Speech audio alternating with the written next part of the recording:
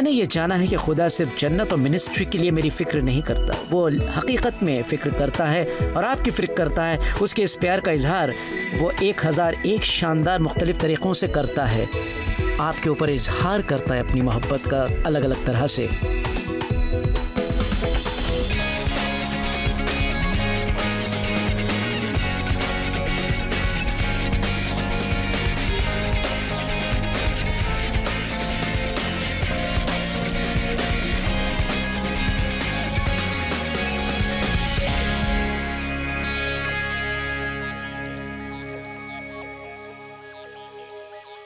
लुत्फ उठाइए रोजमर्रा की जिंदगी का। मैं खुशामदीद, मेरे इस प्रोग्राम में आने का शुक्रिया। आज जो हम गुफ्तगू करेंगे उससे आपकी जिंदगी हमेशा के लिए बदलने वाली है।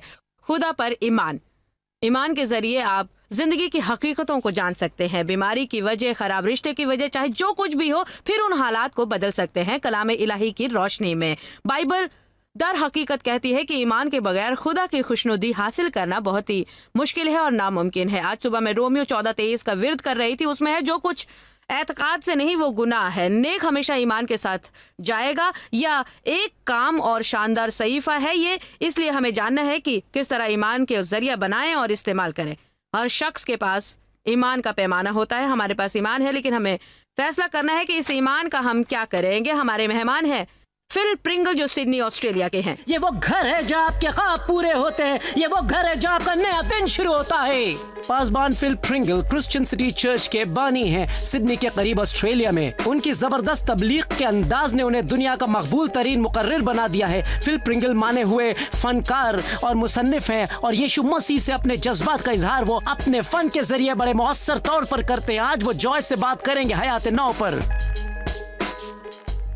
पासबान फिल, हमारे साथ शरीक होने के लिए ऑस्ट्रेलिया से यहाँ तक सफर करने का शुक्रिया जॉयस, यहाँ बुलाने का। आपके शो में आना बड़ा अच्छा रहता है, आप बड़ी बहुत पुरवकार लग रही हैं। अगर तारीफ करते रहेंगे मैं अक्सर बुलाती रहूंगी। आपने ईमान पर बड़ी ही जबरदस्त किताब लिखी है और मैंने इसे पढ़ा है। सच पूछिए तो 2 बार। ईमान में मेरे ख्याल में इसे आंकने का हर शख्स का अपना नजरिया होता है। ये हम पर है कि हम उसका कितना फायदा उठा पाते हैं। और ईमान की यही अजमत है, आप उसका इस्तेमाल कर सकते हैं। हाँ। जब आपका जहन मनफी सोचता है तो बड़ी आसानी से आप मनफी दुनिया में आ जाते हैं। आपको अपने फायदे नजर नहीं आते, इसीलिए मनफी सोचने लगते हैं, मायूस होकर सोचते हैं और बरम होने लगते हैं। लेकिन अगर आप ये फैसला करें, मैं ईमान ही में रहूंगा और चलूंगा, मैं खुदा को मानूंगा, जैसे ही आप ये फैसला करते हैं आपकी तमाम दुनिया बदल जाती है। आपने बड़ी दिलचस्प बात कही और मैं चाहती हूँ कि हम इस नुक्ते को और वाजे करें। आपने कहा कि जब हमारा जहन मनफी सोचता है, और मैं समझती हूँ कि बहुत से लोग ऐसा करते हैं कि ईमान क्या है, मैं ईमान को नहीं समझ पाता। लेकिन हम ईमान को इस तरह समझ सकते हैं कि ये जिंदगी के तई मजबूत रवैया इख्तियार करना है और ये यकीन रखना कि खुदा के साथ से हर चीज मुमकिन है। क्यों, मैंने ठीक कहा ना? हाँ, मेरा मतलब 2 शागिर्द यरूशलेम से इमाउस की तरफ जा रहे थे और अपने मनफी जहन के सबब उन लोगों ने यीशु को देखा ही नहीं पहचाना। उन्हें यह कहना था, अरे मैं सचमुच हूँ, इससे पहले कि वो पहचानते।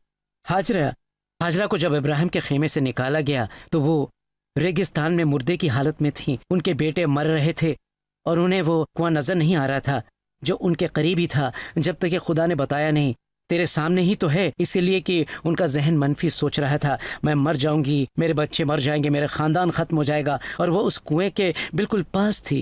जब हम मनफी रवैया अपनाते हैं तो हमें आसपास कोई राह नजर नहीं आती, हम सिर्फ ये सोचते हैं कि क्यों कुछ नहीं कर पा रहे हैं। पासबान होने के नाते कोई भी ये जो रहनुमाई करता है, मेरा मतलब बहुत से लोगों से आप बात करते हैं, जैसे कि घरेलू औरतें, वो अपने घर की लीडर होती हैं, उसकी देखरेख करती हैं। अब बहुत सी मनफी चीज़ें घर में हो सकती हैं, जैसे कि बिल्स, शादी का मसला, परेशानियां। ऐसे वक्त में हम सिर्फ ये कहना चाहिए, मैं खुदा पर भरोसा करूंगी, हालात बदल जाएंगे। जैसा ही हम ऐसा सोचते हैं, खुदा अपनी हरकत में आ जाता है। और ये हमेशा फौरी तौर पर नहीं होता। मैं समझती हूँ इसी बात से लोग मायूस हो जाते हैं। वो सोचते हैं मैंने तो कोशिश की लेकिन कुछ हुआ ही नहीं। लेकिन एक बात अच्छी ये है कि जब आप खुदा पर भरोसा करते हैं तो चाहे आपके हालात को बदलने में कुछ वक्त लगता हो तो भी आप पुरसुकून रहते हैं। आप मनफी रवैया रख कर जिंदगी का लुत्फ नहीं उठा सकते, लेकिन अगर आपका ईमान खुदा पर है तो कम से कम जब तक खुदा आपके हालात बदलता चाहता है, आप सुकून और खुशी महसूस कर सकते हैं। बाइबल में है कि वो हमें बदतरीज निजात बख्शता है। सब कुछ यूं ही अचानक नहीं हो जाता और इसका कुछ ताल्लुक हमारे ईमान के इम्तिहान से भी होता है। खुदा बाज औकात हमें उस आधी रात तक भी इंतजार करवाता है क्योंकि वो ईमान को बढ़ाता है। सच पूछे तो मैं तमाम उम्र खुदा पर भरोसा करूंगी, फिर भले ही मुझे वो ना मिले जिसके लिए भरोसा करती हूँ। बनिस्बत तमाम उम्र खुदा पर भरोसा ना रख कर भी वो ना पाऊं जिसके लिए भरोसा करती हूँ, क्योंकि मैं इस तरह ज्यादा खुशी पाऊंगी और मस्बत रवैये से अपनी जिंदगी का लुत्फ उठा ओ पाऊंगी। हाँ, ईमान व सब्र से वादे पूरे हाँ। होते हैं। सिर्फ ईमान की बिना पर ये सिर्फ पल भर के भरोसे की बात नहीं, ये तमाम उम्र भरोसा रखना है। आपको पता है कुछ लोग खुदा पर ईमान लाने से डरते हैं। मेरी नौउम्री के जमाने में जब मैं बच्ची थी और फिर 20 साल की होने तक मेरे साथ बहुत सी मनफी बातें हुई। हकीकतन इतना ज्यादा मनफी बातें हुई कि मेरा रवैया मनफी हो गया था। वो ऐसा है, अगर आप कुछ अच्छा होने की उम्मीद नहीं रखते तो जब ऐसा नहीं होता तो आप मायूस हो जाते हैं। मैंने बहुत से लोगों से बात की है जो खुदा पर ईमान लाने से डरते हैं क्योंकि वो मायूस नहीं होना चाहते, जी। वो अपनी जिंदगी में तकलीफ नहीं चाहते हैं, वो परेशान नहीं होते। तो ये सच है। इजरायलियों से जब मूसा ने कहा, देखो हम सब रिया होने वाले हैं, हम इस मुल्क से बाहर जाने वाले हैं, खैर ये पहली बार नहीं हुआ और वो सब मायूस हो गए। खुरूज की किताब में कहा गया है कि वह उन्हें सुन नहीं पाए क्योंकि उनकी रूह कमज़दा थी। बहुत से लोग मस्बत बातें नहीं सुन पाते क्योंकि इससे उन्हें तकलीफ पहुंचती है। वो सिर्फ इतना कहते हैं, पता है मैं वो मस्बत बातें सुनना नहीं चाहता, इससे मुझे तकलीफ पहुंचती है और मैं मायूसी से बचना चाहता हूं। लेकिन जैसा कि आप कहती हैं, करिश्मे के लिए वक्त लगता है, यही करिश्मे का उसूल है। लेकिन अगर आप ईमान पर कायम रहें और सब्र करती रहें, यशाया 64:4 में है, खुदा उनका काम करता है जो उसका इंतज़ार करते हैं। जब आप इंतज़ार करते हैं, खुदा हमेशा उससे ज़्यादा वक्त लेता है जितना आप चाहते हैं। मैं नहीं जानता कि कितना, लेकिन बस ये इंतज़ार कीजिए और इससे जो सब्र पैदा होता है वो हमेशा हमेशा हमेशा रहता है। फौरी हाँ। नतीजा ख़त्म हो जाता है। लेकिन खुदा जो चीज़ हाँ। हम में पैदा करने की कोशिश करता है वो दायमी होती है। ईमान और सब्र से हमें खुदा ने जो हमारे लिए वादे किए हैं वो वुरसे में मिलते हैं हमें। इससे पहले कि हम ईमान के उन 7 तरीकों का जिक्र करें जिनका जिक्र आपने अपनी किताब में किया है जो लाजवाब हैं, उससे पहले कुछ देर के लिए हम देखते हैं कि रोमियो 12 क्या कहती है इस पर कि हर शख्स को खुदा ने अंदाजे के मुताबिक ईमान दिया है। क्योंकि मैं समझती हूँ कि बहुत से लोग जो इस वक्त हमें देख रहे हैं कहेंगे मेरे पास ईमान ही नहीं है। ये सही नहीं है, क्योंकि मेरा मतलब आप उस कुर्सी पर भी नहीं बैठे होते अगर आपको ये कुर्सी ईमान पे। ना होता कि वो आपका वजन संभाल पाएगी। इसलिए हम सब में ईमान होता है। लेकिन मैं आज अपने नाजरीन से ये सवाल करना चाहूंगी कि आप अपना ये ईमान किस पर रखना चाहते हैं। बिल्कुल सही। हर शख्स में ईमान का एक जज्बा होता है और बात सिर्फ इतनी ही नहीं कि उस ईमान को आप इस्तेमाल में ला रहे हैं या नहीं। हम में से ज्यादातर लोग तोमा की तरह हैं और हम कहते हैं तो जब हम उसे देखेंगे तो उस पर ईमान लाएंगे, तो मुझे दिखाओ। लेकिन हकीकत यह है कि खुदा का उसूल इसके उलट है। वो कहता है तुम उस पर भरोसा करना शुरू करो तो मैं तुम्हें वो सब दिखाऊंगा। जैसा कि आप कहते हैं, मैं ये भरोसा रखूंगा कि किसी भी तरह खुदा मुझे इन हालात से छुटकारा देगा। फिर आप देखेंगे कि आपके लिए राहें बनती जाती हैं और हालात बदलने लगते हैं। मैं पानी की मिसाल देता हूँ कि वो ईमान का मौसूल है। मेरे घर के पिछवाड़े एक स्विमिंग पूल है। अगर मैं उसके एक सिरे पर हूँ और कोई और दूसरे सिरे पर टोस्टर डालकर उसका बटन ऑन कर दे, मुझे कुछ महसूस होगा, क्योंकि बिजली पानी के जरिए सफ़र करती है और खुदा की कुव्वत ईमान की फ़िज़ा में सफ़र करती है। इसीलिए अगर मुझ में ईमान है तो खुदा की कुव्वत मुझ में मिलेगी। लेकिन अगर हमारे दिल में ईमान ही नहीं तो हम कहते हैं कि जब यीशु अपने वतन गए तो वो कोई करिश्मा नहीं कर पाए उनकी बेदीनी की वजह से। इसलिए अगर मेरे पास बड़ा सा रबर का टुकड़ा हो और आप उसे एक तरफ बिजली का तार लगा दें और मैं उस रबर को हाथ लगाऊं तो मुझे कुछ महसूस ना होगा, क्योंकि ये बर्क मुनफसिल कर देता है। इसीलिए मैं समझता हूँ कि हमारा अदम एहतमाद, जब हम कहते हैं ईमान लाने से पहले मैं उसे देखूंगा। मैं समझती हूँ कि हमें ये करना चाहिए कि लोगों से कहें कि अपने आप से पूछें कि आपका ईमान किस पर है, और शायद वो महसूस भी करें कि उनका भरोसा गलत चीजों पर है। और ये सोचने की बजाय मेरा कोई ईमान ही नहीं है, बस इस भरोसे के खुद पर से या किसी शख्स पर से हटाकर जिससे आपको सिवाय मायूसी के कुछ नहीं मिल पाता है और ना उससे हमारी ज़रूरतें पूरी हो पाती हैं, या अगर हमारा ईमान हमारे मालो ज़र पर या रिटायरमेंट प्लान पर है या डॉक्टर पर है या चाहे जिस किसी पर भी हो, उस पर से हटाकर खुदा पर भरोसा करें और फिर उसे अपनी ज़िंदगी में काम करते हुए देखें। तो ये करने के बाद आइए अब हम उन 7 तरीकों पर नज़र डालते हैं।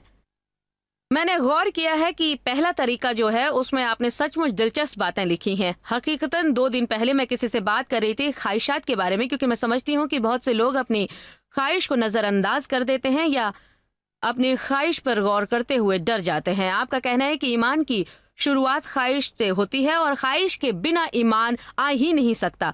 जी। तो जरा समझाइए कि आपका मतलब क्या है और आप इस तरीके के हवाले क्या तो कहते हैं। खुदा की खुशनुदी में खुश रहिए, वो आपके दिल की ख्वाहिशात पूरी करेगा। मेरा आपके मतलब दिल है की ख्वाहिशात जी जिस्म की बिल्कुल नहीं। सही है। खुदा करीम है। लोगों का ये सोचना कि अगर आपको सचमुच कुछ चाहिए तो वो आखिरी चीज होगी जो खुदा आपको देगा। अगर आप मुबल्लिग बनना नहीं चाहते तो वो आपको वही बनाएगा। ये ऐसा है जैसे मतलब आसमान पर एक बुरा खुदा है जो आपकी जिंदगी को सिर्फ परेशानियों में डालता है, पर मैं बिल्कुल नहीं मानता। कुछ चाहना गलत बात नहीं है, गलत है उसकी हवस करना। खुदा ने मुझे हवस के बारे में बताया जो मेरे ख्याल में दिलचस्प है, क्योंकि अक्सर हम इस लफ्ज को जिस्म से जोड़ते हैं, लेकिन हकीकतन आपको किसी भी चीज की हवस हो सकती है। ये चाहना कि मेरी मिनिस्ट्री बढ़े ये भी हवस है, लेकिन खुदा ने जो मुझसे कहा वो था, अगर तुम किसी चीज की हवस करती हो तो इतनी शिद्दत से उसे चाहती हो कि उसके बगैर तुम बिल्कुल सही। बिल्कुल खुश नहीं रह सकती। ये हवस है, बिल्कुल। लेकिन किसी चीज की वाजिबी तौर पर ख्वाहिश करना जी। गलत नहीं है। ये जिंदगी का हिस्सा है और ये बहुत ही अच्छी बात है, ये गलत नहीं। जी, मैं समझता हूँ कि कुछ अहले ईमान खुदा की मर्जी के बारे में भी फिक्रमंद रहते हैं। वो कहते हैं खुदावंद मुझे पता नहीं कि आप चाहते हैं कि मैं पीला पहनूं या नीला। वो जवाब देता है प्यारे मुझे फर्क नहीं पड़ता तुम क्या चाहते हो। ओह खुदावंद, ये एक किस्म का फतूर है। खुदा हमारी ख्वाहिशात और इंतखाब का एहतराम करता है। हमारी ख्वाहिशात को पूरा करना उसकी अच्छाई जाहिर करता है। मेरा मतलब बाइबल कहती है कि वो हमारी तमाम ज़रूरतों को पूरा करेगा। मेरा मतलब मैं अपने बच्चों को कॉर्नफ्लेक्स, अंडरवेयर, मोज़े, बिस्तर सब कुछ देता हूँ और सुबह उन्हें नीचे आकर ये मांगना नहीं पड़ता, ओह कॉर्नफ्लेक्स, अंडरवेयर, जानते हैं बिस्तर। लेकिन जब मैं सर्फबोर्ड की दुकान से गुजरता हूँ और मेरा बेटा ललचाकर खिड़की से सर्फबोर्ड को देखता है तो मैं वहां से हटो। उस सर्फबोर्ड की कीमत $800 है, लेकिन बाद में वो सर्फबोर्ड खरीद कर मैं घर ले आता हूँ और मेरा बेटा आप बहुत अच्छे हैं। बिल्कुल ठीक कहा। बराए करम हमारे साथ बने रहिए, हम जल्दी लौटकर ईमान पर मजीद बात करेंगे।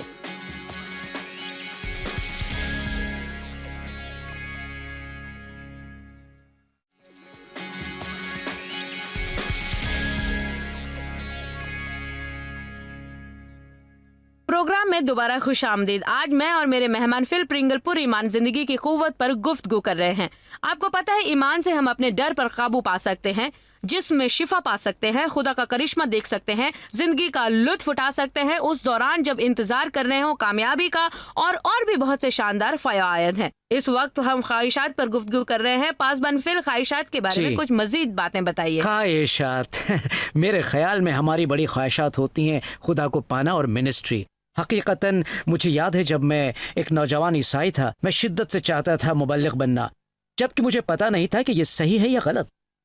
मैं सोचा करता क्या यही, लेकिन फिर मैंने देखा वो जो पासबान बनने की ख्वाहिश रखता है, अच्छी ख्वाहिश रखता है, इसीलिए मैंने सोचा मैं सही जा रहा हूँ।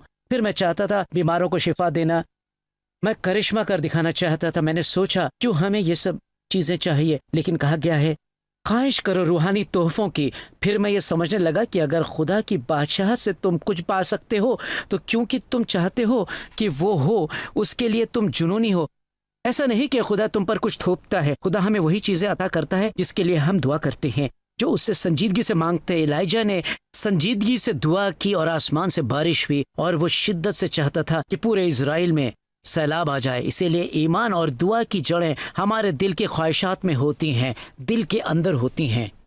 जानती हैं आप जॉयस, अगर मैं ये कहूँ चीज़ें जो हमें चाहिए उनकी हम ख्वाहिश कर सकते हैं, लेकिन सच कहूँ सबसे बड़ी ख्वाहिश है कि खुदा को हम पाएं। हाँ ठीक कहा, बिल्कुल ठीक कहा। बस हम खुदा को पाएं उन सब चीज़ों से पहले जो हम चाहते हैं कि वो हमारे लिए करे। मैं बिल्कुल मुत्तफिक हूँ। आपको खुदा का हाथ नहीं बल्कि चेहरा पाने की कोशिश करनी चाहिए। ये शिफा नहीं बल्कि शिफा बख्शने वाले को पाना चाहिए। ये खैरात की फिक्र की बजाय सखी को खोजिए। मैं समझती हूँ कि ये बहुत ही अहम होता है। बहुत से लोग इस पर गौर नहीं करते और इस तरह खुदा की बेइज्जती कर देते हैं। मेरा मतलब अगर मैं ये सोचूं जैसे अगर मेरे शौहर सफर पर गए हों और जब वो लौटें और मैं एयरपोर्ट पर पहुंचकर उनके हाथ देखने लगूं कि वो मेरे लिए क्या लाए हैं, तो इससे उनकी दिल आजारी हो जाएगी, उन्हें बहुत ही बुरा लग सकता है। लेकिन अगर मैं सिर्फ उनसे मिलकर ही खुश हो जाऊं तो वो अपनी जेब से निकाल कर वो तोहफा मुझे देंगे जो उन्होंने मेरे लिए लाया है।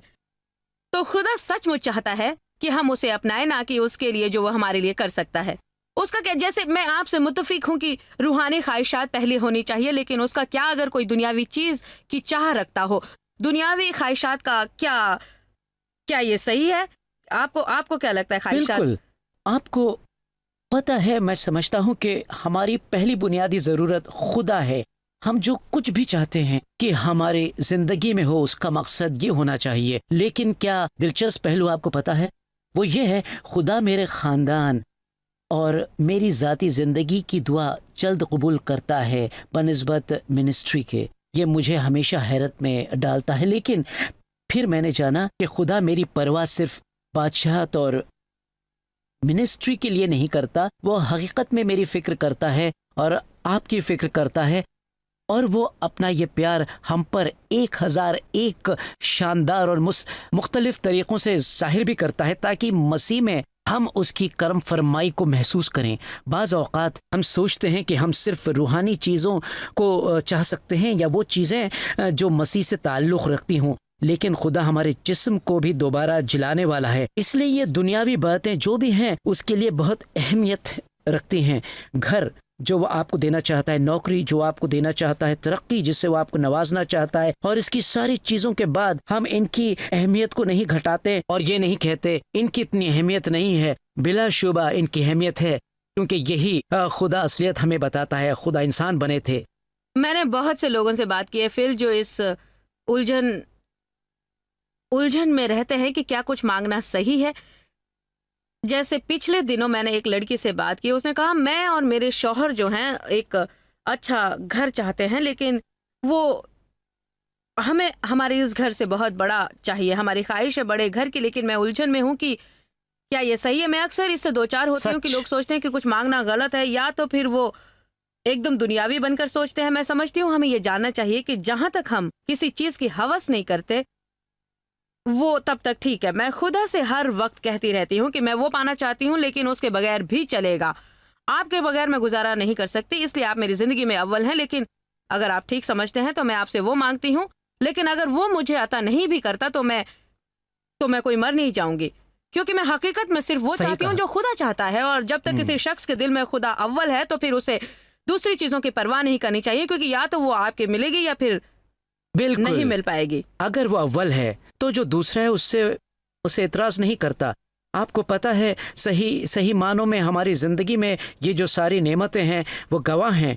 कभी कभार मैं लोगों को कहता सुनता हूँ, खुदा सिर्फ वही देगा जिसकी आपको ज़रूरत है, ना कि जिसकी आपको लालच है। ये बात बड़ी सही लगती है, लेकिन इससे ये समझ आता है कि जैसे खुदा बहुत ही कंजूस और बकील है। हकीकत यह है कि वो हमेशा ज़रूरत से ज़्यादा देता है, तो फिर भी दर्जन भर थैला भर जाता है। मेरा मतलब दुनिया के इतने सारे जानवर और मोर और समुंदर के अंदर की मछलियां, उनकी हमें सचमुच जरूरत तो नहीं। वो इसलिए क्योंकि खुदा अपनी फराग दिली, अपनी फयाजी और अपने बड़कपन का इस तरह मुजाहरा करना चाहता है। और मैं समझता हूँ कि वो ऐसा हमारी ज़ाती ज़िंदगी में करना चाहता है, ताकि नेमतें जो वो नाजिल करना चाहता है उनके लिए जगह न बचे। तो अगर आपको इफरात से सब कुछ मिल जाए तो फिर आप दूसरों के लिए कुछ ज्यादा नहीं करेंगे, आप किसी की मदद नहीं कर पाएंगे। दूसरी बात जो यहाँ है कि जब आखिर में आप कहते हैं ठीक है ये मेरी ख्वाहिश है, तो आपको मुस्तकैम फैसला करना चाहिए, क्योंकि आप पेशोपेश में नहीं रह सकते।